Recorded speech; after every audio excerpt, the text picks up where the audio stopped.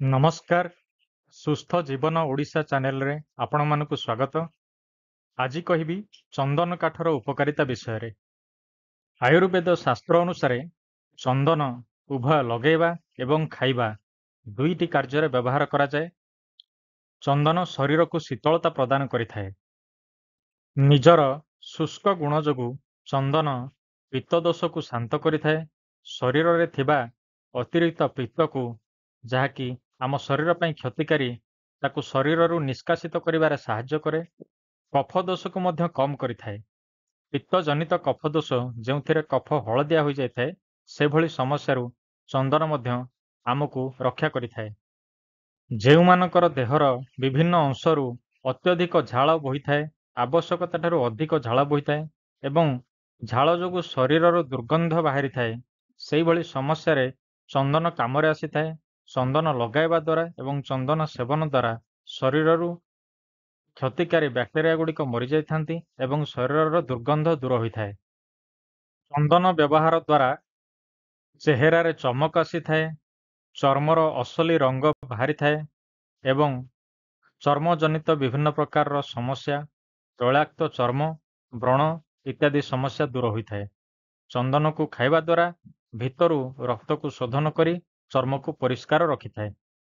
ଚନ୍ଦନ ଏକ ସୁବାସିତ ଦ୍ରବ୍ୟ ହୋଇଥିବାରୁ ଏହାର ନର୍ଭସ୍ ସିଷ୍ଟମ ବା ସ୍ନାୟୁତନ୍ତ୍ର ଉପରେ ଗଭୀର ପ୍ରଭାବ ପଡ଼ିଥାଏ। ମସ୍ତିଷ୍କ ଉପରେ ପ୍ରଭାବ ପଡ଼ିଥିବା ପାଇଁ ଏହା ମନକୁ ଶାନ୍ତ ରଖେ।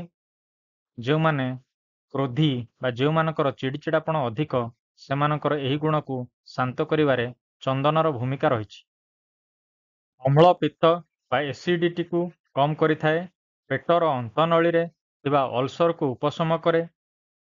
ଯାନବାହନରେ ଯିବାବେଳେ ଯେଉଁମାନଙ୍କର ବାନ୍ତି ସମସ୍ୟା ହୋଇଥାଏ, ଚନ୍ଦନ ଏବଂ ମହୁ ମିଶାଇ ସେବନ କରିବା ଦ୍ୱାରା ବାନ୍ତି ସମସ୍ୟା କମିଥାଏ।